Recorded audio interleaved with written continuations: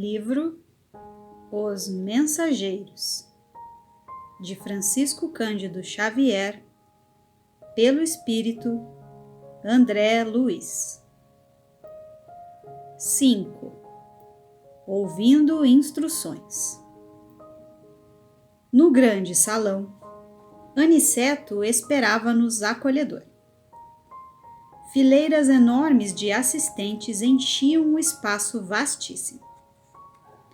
Homens e mulheres, aparentando idades diversas, permaneciam recolhidos, a demonstrar, porém, expectativa e interesse. Hoje, explicou o nosso orientador, dirigindo-se a Vicente de maneira particular, teremos a palavra de Telésforo, antigo lidador da comunicação, que pediu a presença de todos os aprendizes do trabalho de intercâmbio entre nós e os irmãos encarnados. Sentamo-nos confortavelmente, aguardando por nossa vez. Daí a minutos, Telésforo penetrava no recinto, sob harmoniosas vibrações de simpatia geral. Aniceto e outros instrutores instalaram-se ao lado dele, em torno da mesa nobre, onde se localizava a direção da Assembleia. Após saudar a assistência numerosíssima, formulando votos de paz e incentivando-nos aos testemunhos redentores, Telésforo atingiu o assunto principal que o levara até ali. Agora, disse com autoridade e sem afetação, conversaremos sobre as necessidades da representação de nossa colônia nos trabalhos terrestres.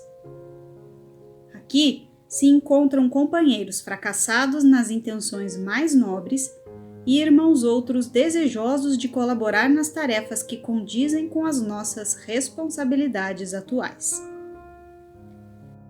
Referimo-nos às laboriosas atividades da comunicação, no plano carnal. Vemos nesta reunião grande parte dos cooperadores de nosso lar, que faliram nas missões da mediunidade e da doutrinação, bem como outros muitos colegas que se preparam para provas dessa natureza nos círculos da crosta.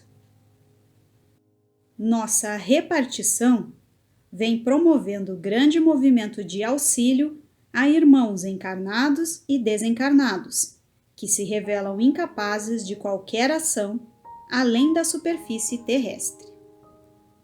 Nossa tarefa é enorme. Precisamos disseminar ensinamentos novos, relativamente à preparação dos que habitam nossa colônia, considerando os esforços e realizações do presente e do porvir. É indispensável socorrer os que enfrentam, corajosos, as profundas transformações do planeta. As transições essenciais da existência na Terra encontram a maioria dos homens absolutamente distraídos das realidades eternas. A mente humana abre-se cada vez mais para o contato com as expressões invisíveis, dentro das quais funciona e se movimenta. Isto é uma fatalidade evolutiva. Desejamos e necessitamos auxiliar as criaturas terrestres. Todavia, contra a extensão de nosso concurso fraterno, operam dilatadas correntes de incompreensão. Não relacionamos apenas a ação da ignorância e da perversidade. Agem contraditoriamente, nesse particular, grande número de forças do próprio espiritualismo. Combatem-nos algumas escolas cristãs, como se não colaborássemos com o Mestre Divino. A Igreja Romana classifica-nos a cooperação como diabólica. A Reforma Luterana, em seus matizes variados, persegue-nos a colaboração amistosa.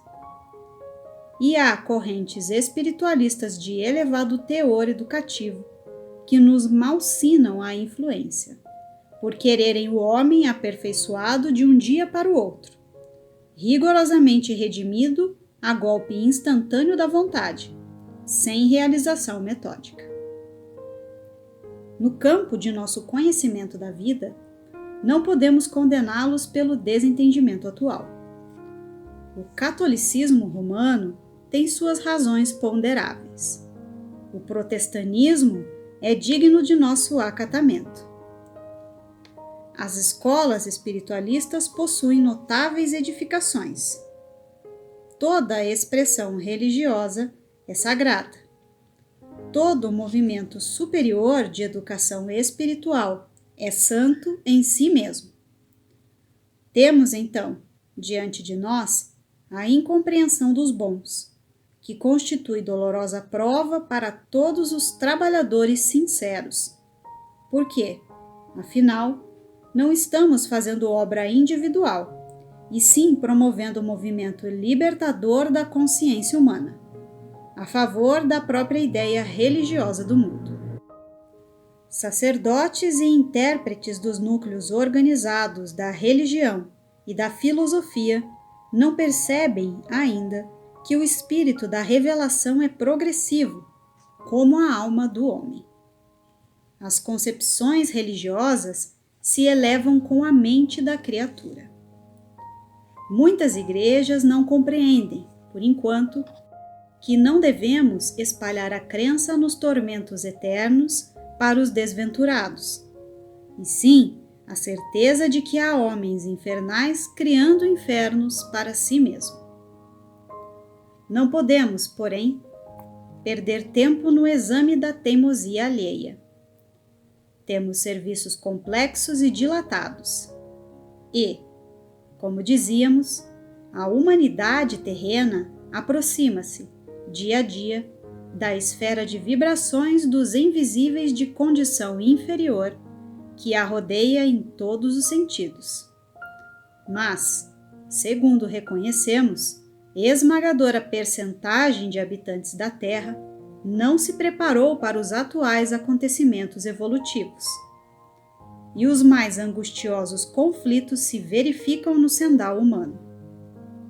A ciência progride vertiginosamente no planeta. E, no entanto, à medida que se suprimem sofrimentos do corpo, multiplicam-se aflições da alma. Os jornais do mundo estão cheios de notícias maravilhosas quanto ao progresso material. Segredos sublimes da natureza são surpreendidos nos domínios do mar, da terra e do ar. Mas a estatística dos crimes humanos é espantosa. Os assassínios da guerra apresentam requintes de perversidade muito além dos que foram conhecidos em épocas anteriores. Os homicídios, os suicídios, as tragédias conjugais, os desastres do sentimento, as greves, os impulsos revolucionários da indisciplina, a sede de experimentação inferior, a inquietação sexual, as moléstias desconhecidas, a loucura, invadem os lares humanos. Não existe em país algum preparação espiritual bastante para o conforto físico. Entretanto, esse conforto tende a aumentar naturalmente. O homem dominará cada vez mais a paisagem exterior que lhe constitui moradia, embora não se conheça a si mesmo. Atendido, porém, o corpo revelará as necessidades da alma, e vemos agora a criatura terrestre assoberbada de problemas graves, não só pelas deficiências de si própria, senão também pela espontânea aproximação psíquica com a esfera vibratória de milhões de desencarnados, que se agarram à crosta planetária, sequiosos de renovar a existência que menosprezaram, sem maior consideração aos desígnios do Eterno. A rigor, também nós compreendemos que os serviços da comunicação no mundo deveriam realizar-se apenas no plano da inspiração divina para os círculos terrenos, do superior para o inferior. Mas, como agir diante de milhões de enfermos e criminosos nas zonas visíveis e invisíveis da experiência humana? Pelo simples culto externo, como pretende a Igreja de Roma? Pelo ato de fé, exclusivamente, como espera a Reforma Protestante? Por mera afirmação da vontade, conforme pontificam certas escolas espiritualistas? Não podemos, no entanto, circunscrever apreciações na visão unilateral do problema. Concordamos que a reverência ao Pai, a fé e a vontade são expressões básicas da realização divina no homem, mas não podemos esquecer que o trabalho é necessidade fundamental de cada espírito. Que outros irmãos nossos perseverem tão somente nas especulações teológicas. Encaremos, porém, os serviços do Senhor, como se faz indispensável.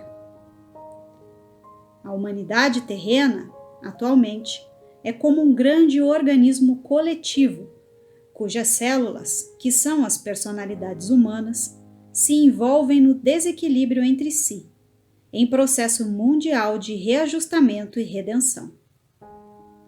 Quantos cooperam conosco? Vem a extensão dos cipoais em que se debate a mente humana. Criminosos agarram-se a criminosos. Doentes associam-se a doentes. Precisamos oferecer, no mundo, os instrumentos adequados às retificações espirituais, habilitando nossos irmãos encarnados a um maior entendimento do Espírito do Cristo.